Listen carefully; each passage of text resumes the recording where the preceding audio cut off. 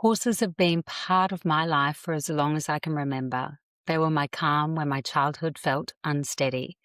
There was something just about being around them that always made me feel more grounded, even when I didn't quite have the words for it. In this episode, I'm joined by Felicity from Equine Assisted Wellbeing Institute. Felicity works at the intersection of horses, emotional awareness, and human connection, guiding people into a deeper understanding of themselves through experiential work with horses. Together, we'll explore what horses can show us about ourselves, our emotions, and the way we connect. Felicity, I'm so excited to have you here because everyone that knows me knows how much I adore horses, and I think that this is a really important topic. So thank you for being my guest today. Thank you so much, Tracy. I'm so excited to talk ponies with you. My favourite subject Yay! too, so it should be a really good chat. Super. So Felicity, how did you first come into work with horses? Yeah, it's funny, horses have been part of my life for such a long time. I got into horses as a kid, as so many of us do. And so when I was in high school and, you're sort of thinking about what you want to do when you grow up, and I knew that I wanted to work with horses. Like, it was a no-brainer for me. But it's difficult because I remember I did work experience with my vet and he said, don't become a vet unless you want to work with people, because that's sort of, the challenging thing as the owners. And so I didn't really see a lot of options for me in terms of a career that was going to be profitable or help me to do what I wanted in the world. And so I took a different path. But I think that yearning to want to work with horses and be with them as much as I could was always there. So it wasn't until much later, after studying psychology at uni and coming across this pathway of being able to help people, which has been a lifelong passion, and be with my horses, presented itself, and it really was a no-brainer. So yeah, that's how it started. Dream job. Dream job. Exactly. I couldn't believe it. I remember getting off the phone to this woman and talking to her about opportunities and different trainings that were available, and just feeling like I was on drugs. Like, it was such a natural high. Like, it just felt so incredible, and it just resonated with me on such a deep level that I knew that was it. That was for me. And I think for any young people out there listening to this as well, that is just such a key topic. Like, it's so important to lean into what you're naturally good at and what you love, because when you get lit up like you were, to me, that's a sign that you're on track, right? You're meant to be doing what you're doing. I agree. That's so true, Tracy. And it just made it so easy for me in that feeling, because that's what drove me. It gave me that passion and that fire to really sort of knuckle down and put all of my attention and all of my focus. And so for me, failure wasn't really an option, because I could see so clearly that this is what I wanted to do. And having sort of put that need or that desire aside for quite a number of years. I was 30, I think, when I had that experience of going, this is what I want to do. So there'd been so many years of being very unhappy in the corporate world, having worked in not-for-profit organizations and drug and alcohol support. Prior to that, I worked in marketing, and I was burnt out. And so, yeah, it was a big turning point for me. I had a conversation with a friend today, and she spoke about her son having ADHD and my son having ADHD and him being at school, and she was worried about what was going to come next. And I think, especially for somebody with ADHD or neurodivergence, it's really important to lean into what you're good at. And then you don't need things like Ritalin and things like that, because when you're laser focused doing what you love, Mm-hmm. the rest just So follows. true. It really is so true. And I have friends of mine that have ADHD chose careers that really suited how their brains work. So lots of change, lots of diversity. And when it's something that interests you, that hyper focus comes into play, and there's nothing else really exists. And so when we give ourselves, I was an adult and I gave myself the opportunity in that space to pursue that passion, then everything does really work out. But if we're working against our ADHD, which I had been when I'd been in the corporate world, and that's when I experienced severe burnout and severe depression as a result of that. Yeah. Yeah. So, was there a moment where you realized that this was more than just working with animals, that it was actually about the people as well? There was, and look, it came a little bit sort of into my journey because when I first started out, I was very clear that the work had nothing to do with me. It was about the horse and the client. And I was just there to sort of sit back and facilitate and take an almost attached role, but holding that space. And I got a really rude shock because I didn't realize the importance of the role that I would play in that building that connection and that rapport with my clients. And so, the work that we do is very different to traditional talk based therapies. But being a non judgmental, open, kind human being in that space is incredibly powerful. And I saw that time and time again with that bond and that relationship that my clients built with me and I built with them. There's a really good bit of research that talks about how young people that come through trauma and adversity and do well have had at least one or two adults outside of the family home that have been non-judgmental and supportive. And I Mm. realized that in doing this work that we become one of those people, someone outside of the family home that's a stable, non-judgmental, supportive person.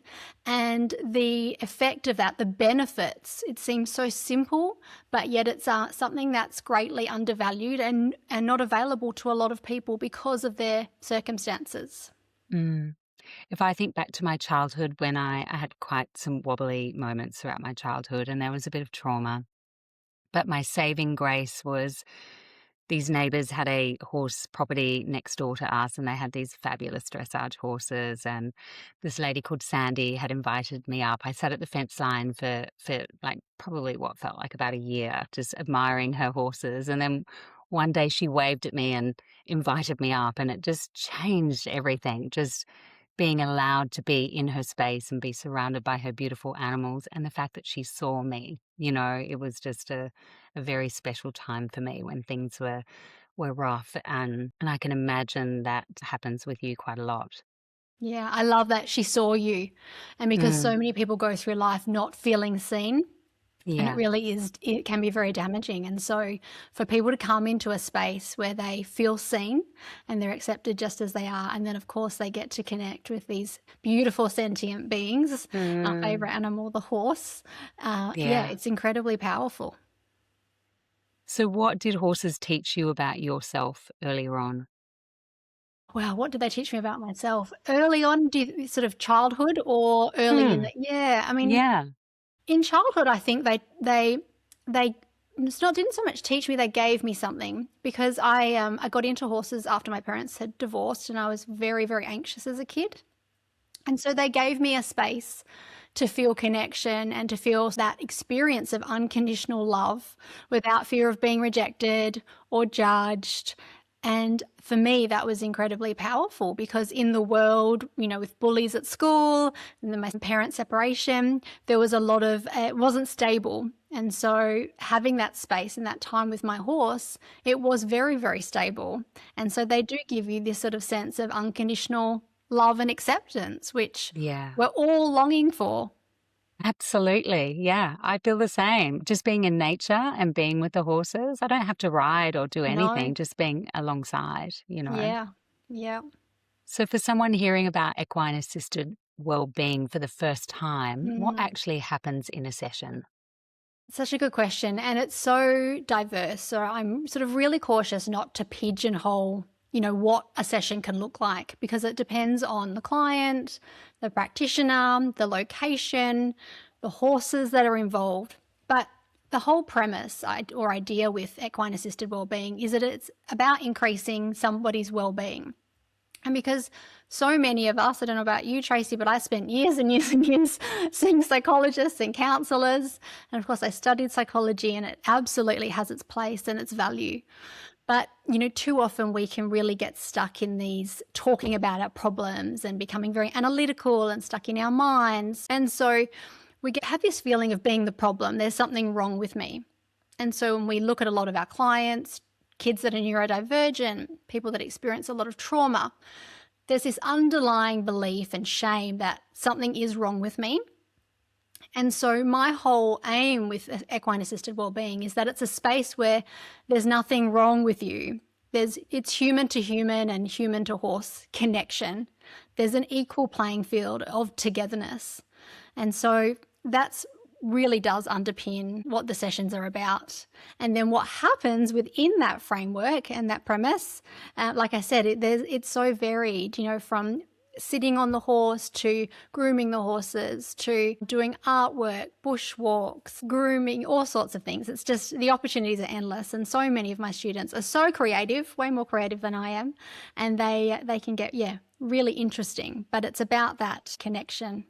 And I guess depending on the horse as well, how much the horse is involved in that therapeutic process. I would imagine some would be wanting to be in around people and around the client, and others might keep a healthy distance. So Mhm. that would change the session as well, wouldn't it? Definitely. And horses are just like us. They have moods. They have days where they feel like being more social, and they have days when they don't. And all of that's okay.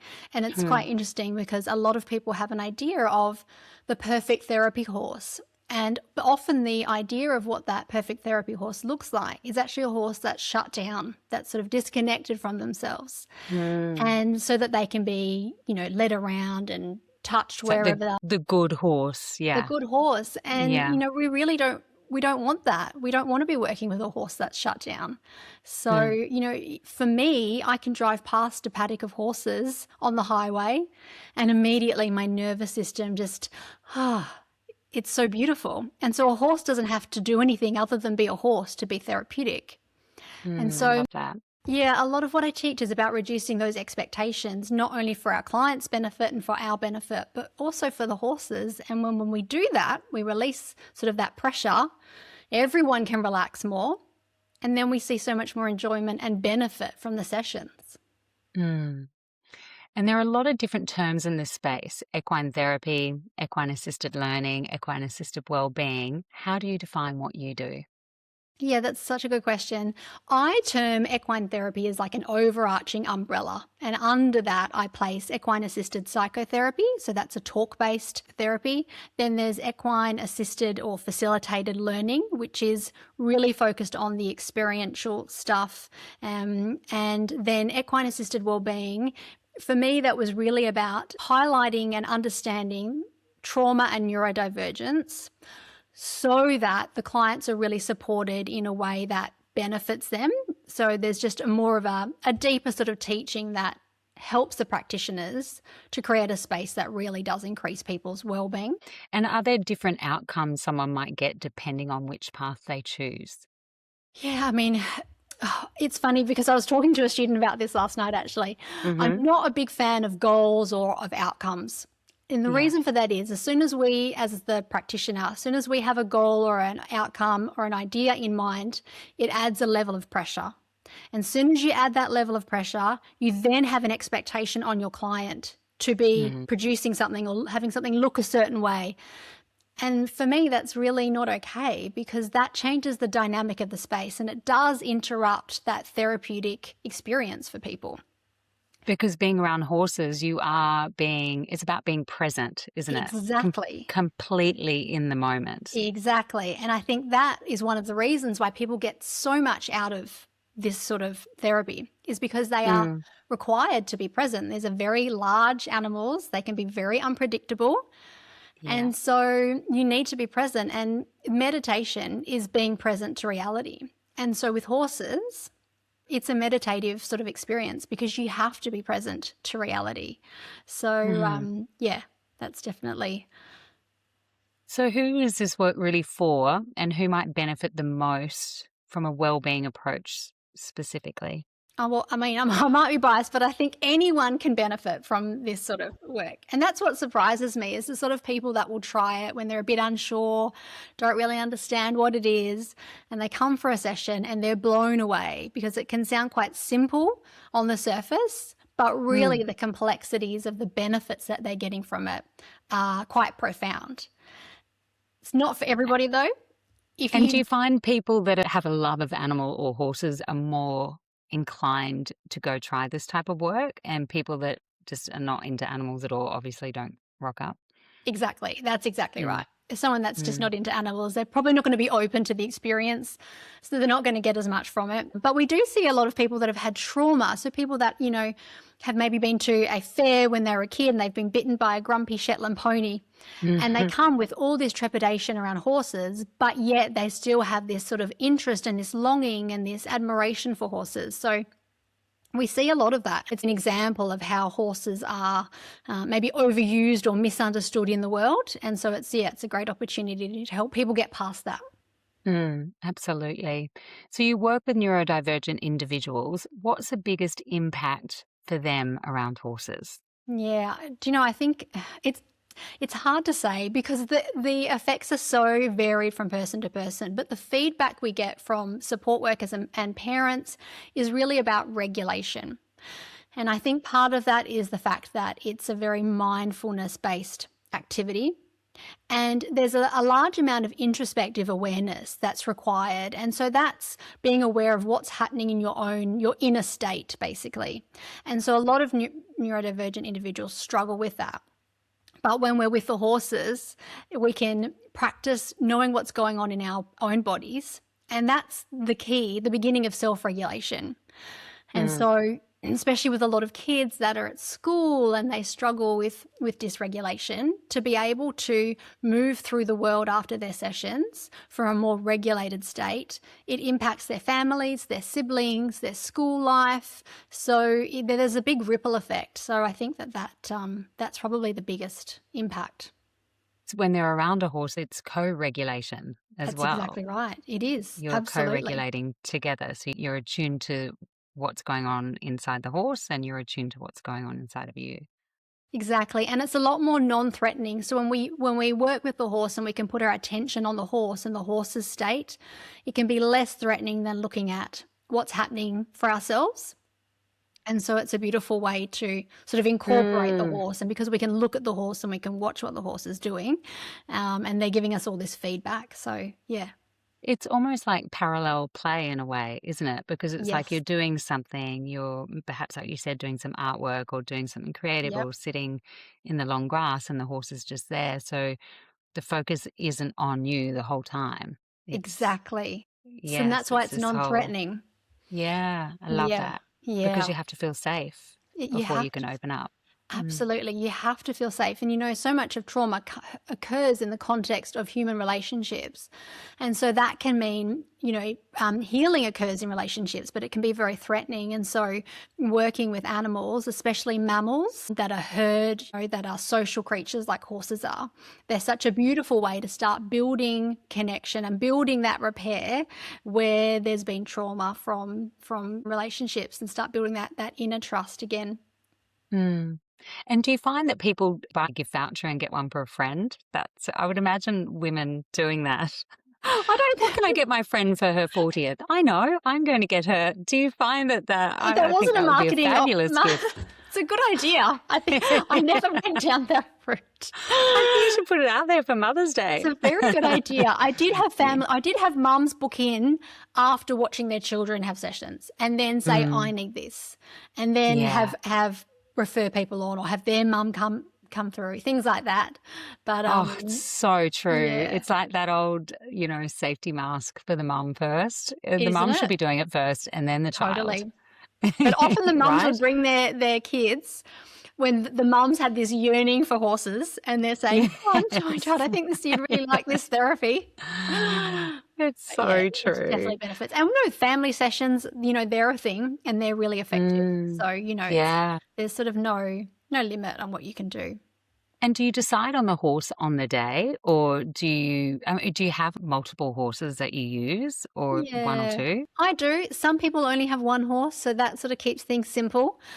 Mhm. But yeah, it depends on the practitioner, the client, and the horses. Some people work with a herd, and other people work with just one horse, and it's about making it work for you, and your horses. So, but Yeah. always holding in mind the horse's well-being in everything that we do, because for me, it's not about they're not a tool to be used.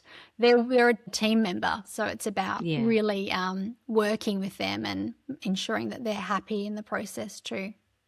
Yeah, I love that. So, do you find some people come in expecting to be fixed or treated, and instead they've stepped into self awareness? Do you know, it's interesting with this idea of coming in to be fixed or healed, and I feel like a lot of that comes from or exists in the more traditional models of therapy, especially talk-based therapy. And so many of the people that attend this sort of therapy have exhausted those avenues, exhausted them, and they don't really want to be going anymore. Sometimes they'll do it in conjunction. And so there's almost a sense of not giving up, but just wanting to try something different. So they don't really have this expectation of, because with that expectation comes with what I was talking about before, that there's something wrong with me. I'm coming to someone to heal me or fix me. Yeah. And for me, that's really not what this is about. And so people, and because it is more of an emerging type of therapy, people tend to come with a really open mind, Mm, which I think is actually the best place to be curious, to be unsure what is all this about. And that's yeah. actually how people get the most out of it. And I think just with mainstream social media, we have access to so many different modalities these days Mhm. that we get to these fabulous things like equine assisted wellbeing becomes mainstream, which is wonderful. Exactly. And it's growing in popularity. People are, they're getting more curious about what else can they do? What other somatic therapies can they do? How can they Mm, increase their well-being, support their loved ones with therapies that are different, and they're going to work in different ways. yeah. Yeah, I agree. So what can a horse show someone in themselves that they haven't yet seen before? Oh gosh, horses can show us so much, and I feel like for me, I'm still learning about myself, because of what Mhm. my horses can show me, and it's endless, really. I mean, I think, gosh, I touched on as a kid feeling often rejected and experiencing bullying and feeling my horses as a place of safety. But then I remember when I was a bit older and noticing that I actually started to feel rejected if my horse didn't want me to put the halter on, if they would walk away Yeah. from me. And so, and that would bring up all this sort of fear and entitlement and these, Mm, really show me what parts of myself maybe I haven't looked at or I don't want to look at. So, interesting. yeah, I think if we're willing to look at ourselves, at what our horses might touch in us, then we Mm, can learn so much. The other big thing for me was or in regards to how I train my horses and how I am with my horses. And for me, that's changed dramatically over the last years. And that's, yeah, because of having to settle my expectations, my agenda, my ego. I was very, very competitive in the dressage, mm. when I was younger, Yeah. and I lost that passion that I had when I was a kid to just be with my horse, and it was all about competition. It was all about success, and so yeah, I've been through this whole pathway of reconnecting with them and that love of of just being instead of And I having an agenda. understand. Because I'm in that world with my daughter, the competition Yeah. world, the lines can easily get blurred if Mhm. you're not aware. Yep. And instead of looking at them as machines, they are living, breathing, beautiful, Mhm. magnificent animals that deserve often so much more than we give them. Absolutely, absolutely, and so, Mm. yeah, I have regrets on some of the training methods and the coaches I worked under, but I didn't know any better at the time. So, yeah, and I think too, with horses, sometimes we disregard that sort of intuition that says, perhaps we shouldn't do this, we shouldn't be this way with our horses, but we suppress it because of what the expert is telling us, the trainer, the coach, etc., people around us, and we disregard that. And I think, yeah, horses give us an opportunity to step into our own power and actually listen to what we know Mm. to be true. But yeah, it can be a bit scary at times. Yeah. So there is so much out there right now when it comes to healing, breath work, meditation, different types of therapy, so many different modalities. For someone who's wanting to reconnect with themselves, where does equine assisted wellbeing fit into that? And what makes this work so impactful compared to other approaches. Yeah, I think it's so wonderful that there are so many alternative therapies available at the moment, and there has been an explosion, I guess, of different modalities, different ways to do things, which is fantastic because it gives people choices.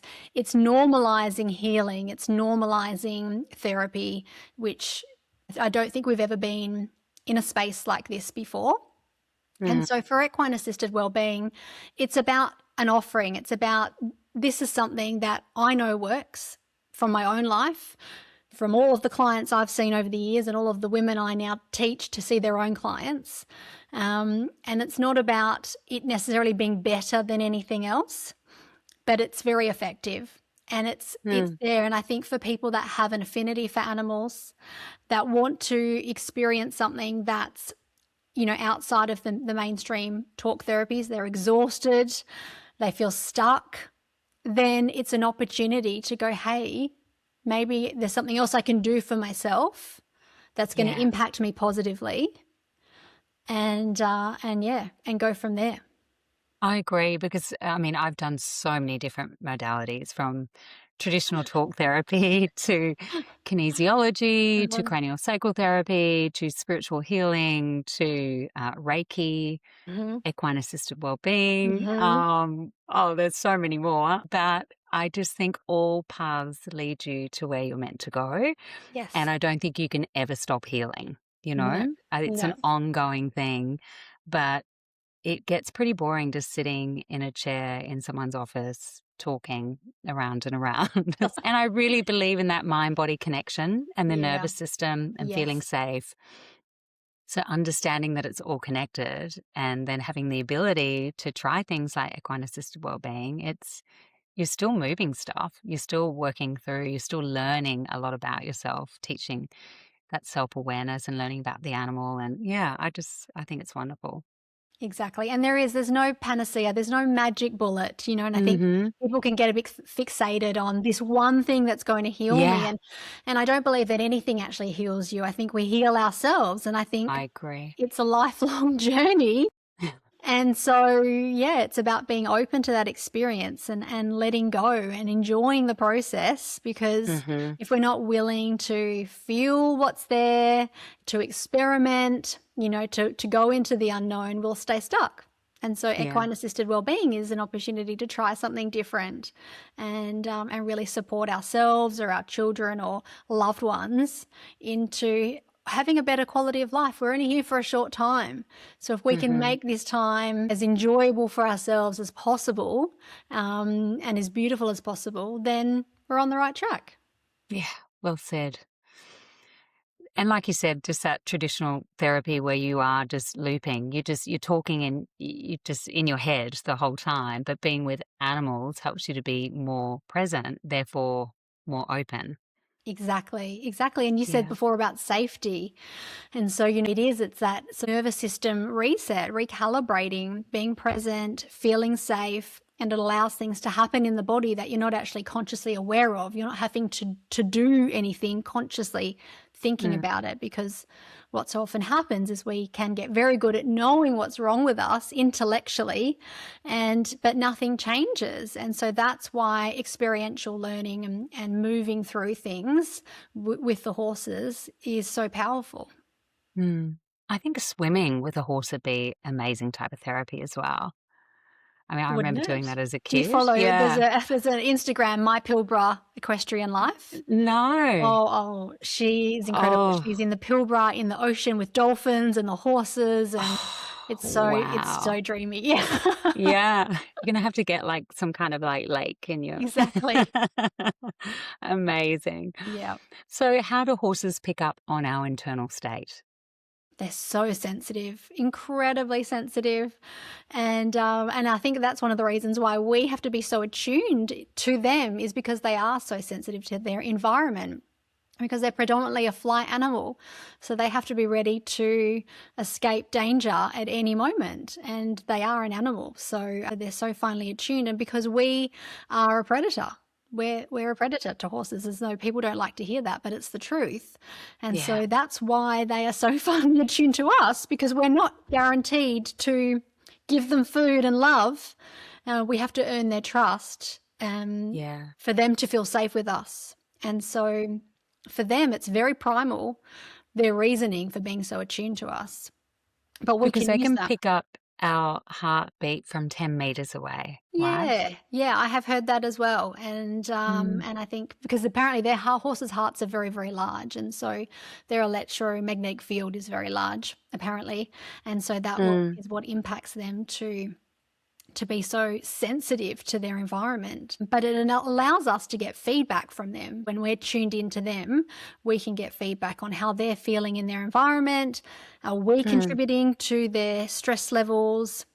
How relaxed are they? And we can look at all of that through their body language. So they do give us a Yeah. lot of information about how they're feeling.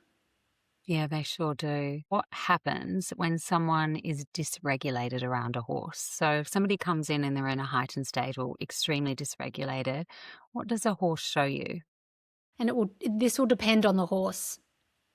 So some horses, a shut down horse, probably you won't see anything change. Maybe very, very minute. You might see a flick of the ear. You might see some tightness in the jaw, but otherwise you might not see anything else. And it can Mm. appear to most people that the horse is actually quite relaxed and unbothered.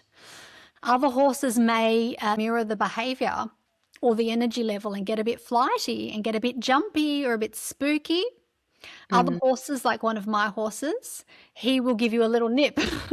Oh, You need to calm down right now. yeah. Please. Thank you. Well, that's what they do to each other in the wild, right? One's getting a Exactly. bit silly, they'll nip out and to put Yeah. them back in Because if line. one of the Mm. herd is dysregulated, that puts the rest of the herd in danger.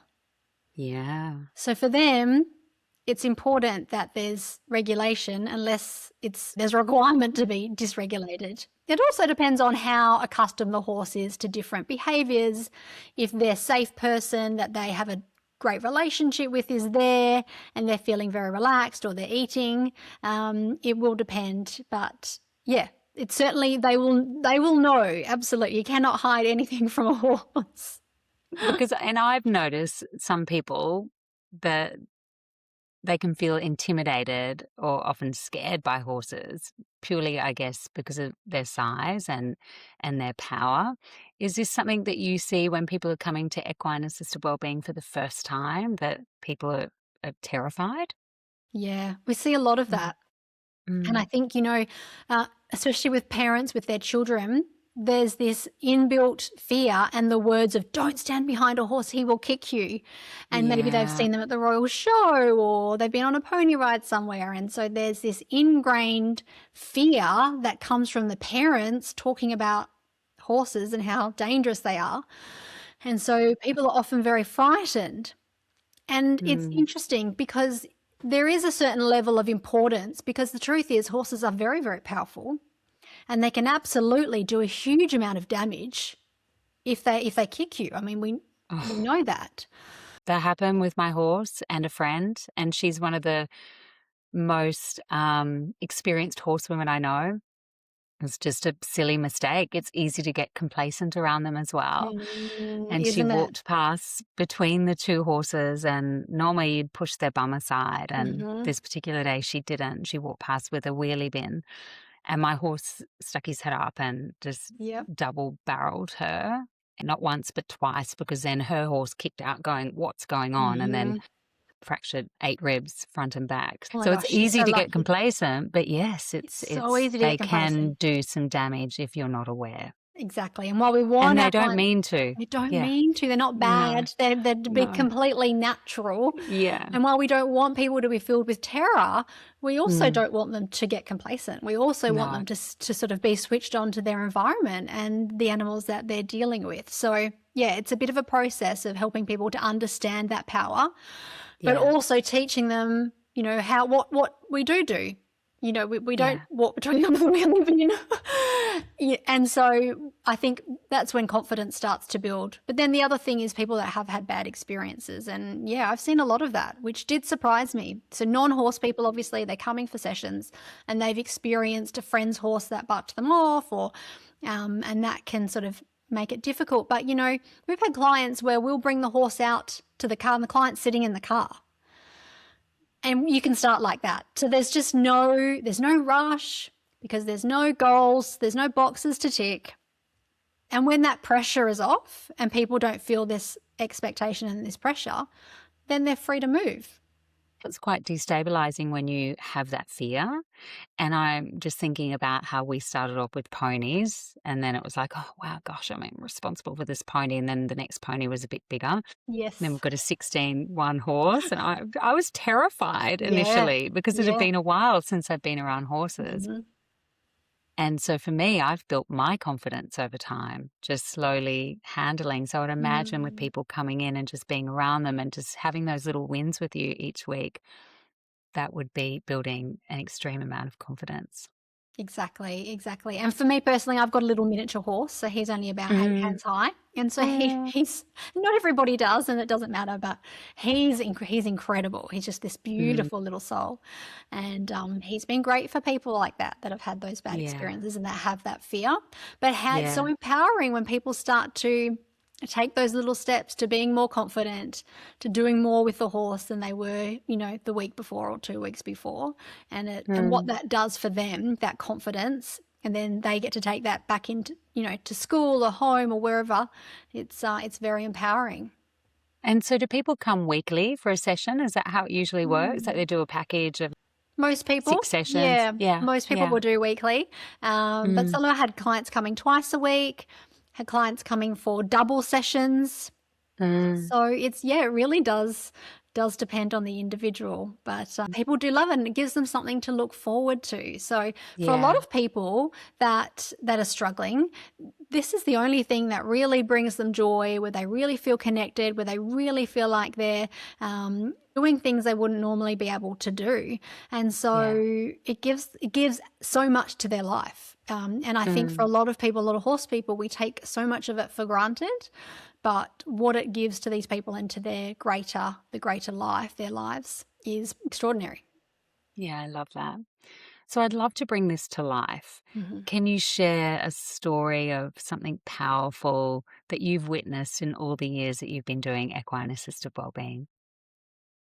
Gosh, you're going to make me think back I'm now. sure there's a But few. there's so many stories of people whose lives have been changed in such a Yeah, profound way, and not just their own because it lives, would but their be you families. would have a mix of men and women and children, I would Yes. imagine. Yeah, absolutely. One of my very first clients, a man in his 30s with schizophrenia, Mhm. and his support worker said to me, so he came to his first session and he had two support workers with him, and he's a really big bloke, really rough looking, and audibly talking out loud to himself, Yes. and quite intimidating. And his support worker Yeah. said to me, he clears a shopping centre. They walk down the Yeah. aisle and people get out of the way because he is so intimidating. And so he's just used to being rejected all of the time, very self-conscious of that. And but gosh, this man was the most beautiful soul. And so he took our horse. We went for a walk in a very, very large paddock, so it's sort of like a bushwalk. And he was walking along with the horse, and he's just talking and talking away to himself. And it slowly got slower and calmer, because the talk was quite aggressive when he first started. Yeah. And it got calmer and calmer. And I'll never forget, and he put his arm over the horse. Oh, Makes wow. me feel a bit emotional thinking about it. Put his Oh. arm over the horse, and the horse, it looked like the horse thought that he was being spoken to, as though the client was talking to him. And so, and it looked and sounded like it too. And so this man, the bond that he built with this horse, that wasn't afraid of him, because it was just verbal noise. So the horse is used to talking. So they're together. And this is one of these clients where I did step back and I walked behind, because they were just together. And so to witness that week after week, and to see the joy that connection brought this man, something that'll always stay with me. It was just beautiful. And then the feedback that I got from his support workers about how much he loved it and how much he loved the horse, because the horse didn't judge him like And the horse humans didn't did. jump, move, run. He felt safe with the horse and accepted, and Yep, therefore he yep, could be fully present and drop exactly. into that Yep. space. Oh, I love that. And to see Yeah. that, to witness, this dialogue that's going on in his head that I said was quite aggressive, to hear it just slow down in speed and the type of language he was using, it was really profound. So that he was dropping out of that really heightened, dysregulated state to be more present with the horse. And then it was like he'd snap into reality and have a moment of actually talking to the horse, and then he'd go back into his own sort of world. But yeah, it was very powerful. And what I love about that, the horse didn't flinch. Did not move a muscle. It was so No beautiful judgment. to watch. No judgment. It's like he just thought he was there. It was for him. That was so beautiful. Oh, I love that story. I got a little emotional when you said it as well. What are people often unaware of about themselves until they're in front of a horse? Do you know, I think it's fear. I think people are often unaware of the amount of fear that they carry around with them in the world until they're met with a horse. And because horses bring up a lot of that fear, as we've already spoken about. And so it presents itself, you know, whether it's in terms of that fear of just being near the horse, or whether it's fear of the horse not maybe doing what the person wants it to do. So a lack of control, a lack of feeling accepted. But yeah, I think fear, and I think for all humans, fear is the underlying issue for most people. And so, yeah, it's an outlet. And like being vulnerable, I would imagine as well. Just the fear of it. That's exactly right. And because you are vulnerable with horses. Yeah. So, yeah. So what do you think horses teach us about authenticity? They teach us so much about authenticity because they only know how to be authentic. They don't have an ego like we do, so they can't hide in the same way that we can. And they just are who they are in the moment because they're reacting to their environment. They're so primal. They don't have the judgments that we have of themselves, of each other, or of us. And so we can learn so much from that. How much freedom is there in that, in not having any... Absolutely. Although sometimes I look at my horse, I'm like, is he judging me? That's so funny. I love it. Did her freestyle for the competition last week. It's like he's done the freestyle. I can't tell you how many times. It's like he heard the music when she was practicing and he did this. It was like this sigh, like, oh gosh, here we go again. And her and I just started laughing. Yeah. It's like he was literally rolling his eyes at us. It was quite... I love it. At least that's what we took away. Yeah. What do people often get wrong about equine assisted work? Like, what are the misconceptions? Yeah, most people think that it's a talk-based therapy. Mm-hmm. I think that's probably the biggest misunderstanding. So if you're not talking, what exactly are you doing, or what's happening? What does it look like? And then the people that do the course that want to become practitioners, they often have misunderstandings, or they're confused about what happens inside a session. They feel quite frightened about that, or what do I do in a session? And so I think that's sort of where those misunderstandings and misconceptions come from. With what I teach, there's frameworks and a roadmap to help through those stages. But then my whole thing is really wanting to throw that out the window and be really open and free with what a session looks like, and being in the moment with the client and the horse, because in my experience, that's where the magic happens. Mm-hmm. I know someone pulled me up one time because I said, well, it's not equine therapy that you've done. And I said, no, it's not. It's equine assisted wellbeing. So how do you, often the lines can get blurred. So perhaps a therapist and for someone like me who's done coaching. Yes. What happens there? Semantics, really. So I class equine assisted wellbeing under the banner of equine assisted therapy. Mm-hmm. It's therapeutic. The term therapy is not a regulated term in Australia.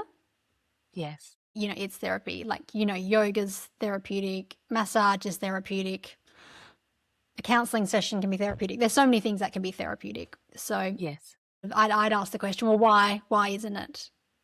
Yeah. Why isn't it equine assisted therapy? Yeah. So, yeah. And if people want to get caught up in things, let them. Let them Let them get, it is what it is. Yeah, and I Yeah, guess but there are certain types of people out there and cowboys that are perhaps leading people down the wrong path. I mean, but that's in any absolutely, system, right? So exactly. there are great therapists and there are shitty therapists out there. So it's just, I think if you have the capacity to help people and Yes, also understand when it's beyond your expertise and exactly. on how best to direct them. But, I love that. It is therapeutic Mhm. and it's what people choose to do at the end of the day. And I think if you make everything quite clear, then the lines don't get blurred.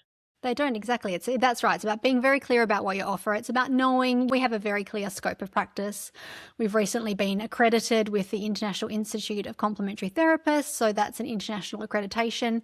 It's not a regulated industry. So as you said, cowboys can, with no training whatsoever. But that's one of the reasons that I was motivated to create the Equine Assisted Wellbeing Institute, was so that there is high standard of training out there. And so I think the onus falls on that, but also it falls on the consumer to do their research, to seek out people that have done training, and that's beneficial. But it doesn't matter what industry you're in. People can have many degrees and still cause harm with the services they offer. So, yeah, Yes, and many people can have strong opinions, and this is the world that we live in. exactly. So, what does this work that you do, Felicity, taught you about being human? Gosh, what's it taught me about being human? It's taught me that we're all human and that nobody is better than anybody else. It's taught me that we're all absolutely broken. We're all on this journey together. And so when I'm in there in a session, that's what I said before, human to human. It's another human extending a hand to help another human, because we're all on this journey together. So for me, it's Yeah. been extremely humbling. What continues to surprise you about horses? Oh gosh. I think that you mentioned authenticity, and I think how unwavering that is, because it's so refreshing, because it really does sort of snaps me out of any daydream that I have, or wherever I am in my head, whatever problems I've got going on in my life. When I'm with the horses, they are exactly who they are in the moment.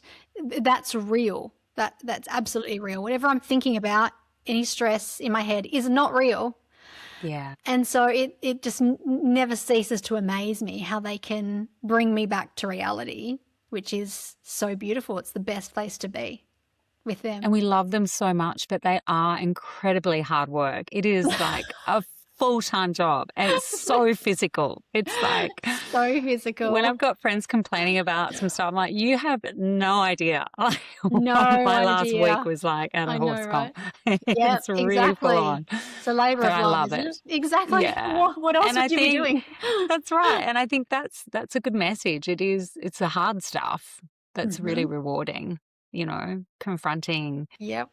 fears, doing the hard yards. That's where the magic happens. It really is, being Mm, uncomfortable, but it's worth it. yeah. Mm. So before we wrap up, I'd love to offer a moment of reconnection, a few gentle questions I ask every guest. Mhm. So, what has your body taught you about yourself? What has my body taught me about myself? My body's taught me to be kinder to myself. And I feel like that's a big one for me now, as I'm getting a little bit older and my kids are getting a little bit older. And yeah, the pressures and expectations on myself that I had to look a certain way, to act a certain way, who I needed to be in the world. And that for me, there's just this deep sense of feeling okay with just who I am and where I'm at.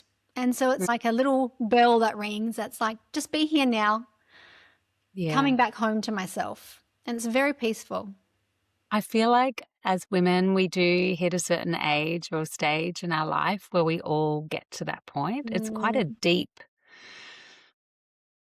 journey when you mhm, start on it, that self-acceptance piece and accepting one another as mm, women. I think it's a really beautiful time as a woman gets older and our children start to mm, get older.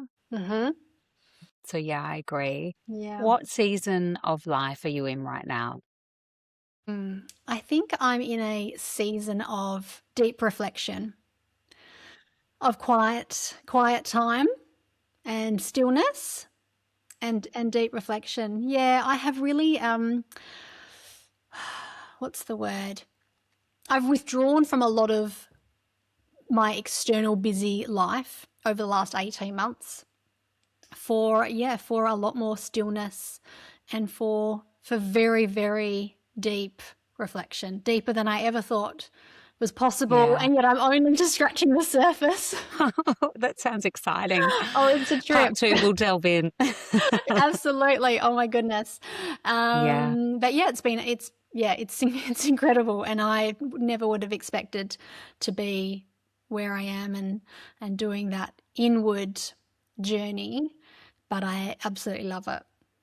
Because I guess the essence of what you do is you help other people find that sweet spot and that self-awareness through the horses and through what you do. And often as helpers, we do overlook our own needs. So I think that's wonderful that you're filling up your own tank. Yeah. Yeah, it's so important. Absolutely. I think there's that Mm. quote that says something about our effectiveness of helping other people. It's about the our willingness of the depths that we're willing to go within ourselves. Mm. And so yeah, it's the journey. Mm. And what are your go-to rituals you can't live without? I dance. Oh, do I you? dance every morning and every night. So what, like on your own On in the my kitchen? own, like techno house music. Oh, I love I that. used to be a party girl. I don't drink alcohol anymore, but I dance every morning and every night. And then I have a cold shower. So that's my other ritual. I Yeah. love So that. it's You used to be a real party girl, but you don't drink anymore, but no, you still love to dance. Have love you seen all dancing. those clubs now that they've got? Yes. I actually sent them an email. I'm wanting to get them on. I forget what it's called, but that it's like Yeah. a nightclub from 4 till 8 p.m. I think you can drink if you want to, Yes, but you I mean, can have who those wants to ones. Yeah. drink from 4 till Yeah. 8 p.m.? But I Yeah. just think that Yeah. is The so great because best. it's not a late night. You can still have a boogie out Exactly. with your friends. Yes. Yeah. Yeah, Yeah. I love, Yeah. and you're still getting a sweat up and you're listening to Such your good favorite music. exercise. Yeah. Yeah. Yeah. So good for the nervous system. And that jumping around and It's dancing. amazing. Yeah. You just let Yeah. everything out. And it's Mm. amazing what comes. Like there's often tears. Like, where's this coming from? But yeah, it's So really you're shifting things, right? exactly. Yeah. So Mm. powerful.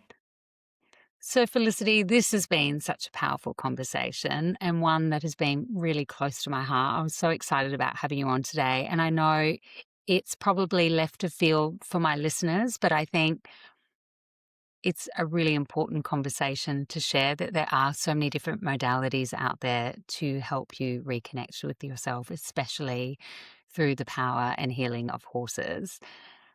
And I know that this will land deeply with so many people. So, where can people find you to learn more about your work? You offer the courses. Can you talk more about Mm. that before we wrap Yeah. up?